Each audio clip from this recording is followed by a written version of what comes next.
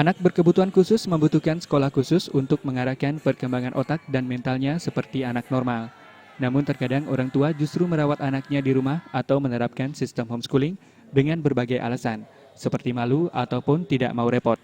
Mantan anggota DPRD Bali sekaligus pemerhati kesehatan Tuti Kusuma Wardani berharap orang tua memberikan kesempatan kepada anaknya untuk tumbuh dan berkembang, baik dengan menyekolahkannya maupun memberikan waktu lebih. Dengan pemberian waktu lebih dari orang tua dan sekolah khusus akan menjadikan anak lebih mandiri serta membentuk moral seperti anak normal. Kita selaku manusia semua di mata Tuhan adalah sama. Di mata Ida Sang Hyang Widi kita adalah manusia sama. Jadi saya harapkan orang tua janganlah malu kalau kebetulan nasibnya tidak beruntung mempunyai anak-anak kondisi yang tidak sempurna. Dan saya harapkan juga di lingkungan masyarakat itu semua jangan menomorduakan terhadap orang-orang yang tidak sempurna ini. Kita semua harus peduli. Mereka adalah sesama kita yang sangat membutuhkan perhatian kita juga. Data Dinas Kesehatan menyebutkan Bali menduduki peringkat ketiga secara nasional memiliki anak berkebutuhan khusus.